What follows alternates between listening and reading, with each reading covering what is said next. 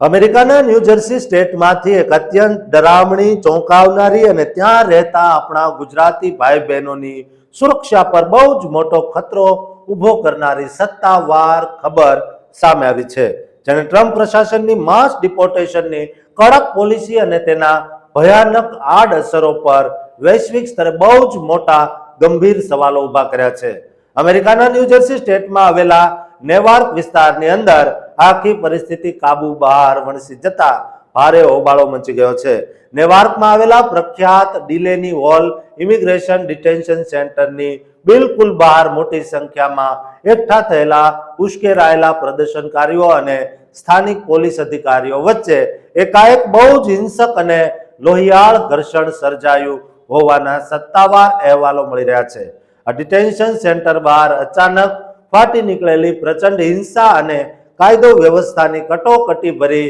સ્થિતિને ધ્યાનમાં રાખીને નેવાર્કના મેયર રાસ બરાકાએ તાત્કાલિક ધોરણે સમગ્ર વિસ્તારમાં કડક કાનૂની આદેશ જાહેર કરીને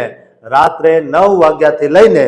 સવારે 6 વાગ્યા સુધી, દોસ્તો ફરીથી સાંભળો, રાતના 9 થી સવારના 6 સુધી નાઇટ કર્ફ્યુ લાદી દેવાયો છે, જે દર્શાવે છે કે ત્યાં સ્થિતિ કેટલી હદ સુધી ખરાબ અને ચિંતાજનક બની ગઈ છે. સત્તાવાર પોલીસ રિપોર્ટ મુજબ ડોનાલ્ડ ટ્રમ્પ એડમિનિસ્ટ્રેશન દ્વારા ગેરકાયદેસર પ્રવાસીઓને પકડવા માટે જે આક્રમક માસ ડિપોર્ટેશન એટલે કે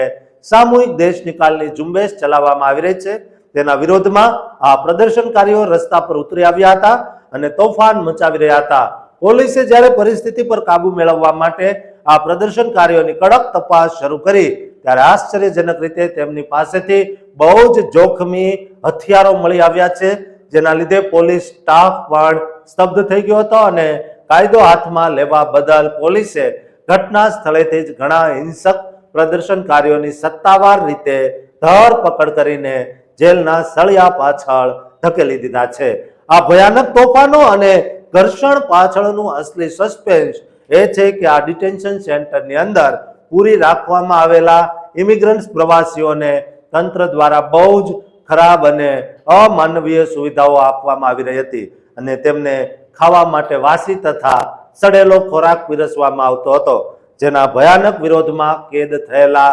ઇમિગ્રન્ટ્સે જેલની અંદર જ સામૂહિક ભૂખ હડતાળ શરૂ કરી દીધી હતી અને જેવી આ વાત બહાર ફેલાઈ કે તરત જ સેન્ટરની બહાર લોકોનો આક્રોશ ફાટી નીકળ્યો અને સ્થિતિ સાવ વણસી ગઈ હતી. ન્યૂજર્સીના આ નેવાર્ક વિસ્તારમાં આપણા અસંખ્ય ગુજરાતી પરિવારો બિઝનેસ અને નોકરી અર્થે વસવાટ કરે છે, જેથી હાલની ભયાનક કટોકટી અને રાત્રિ કર્ફ્યુના માહોલને જોતા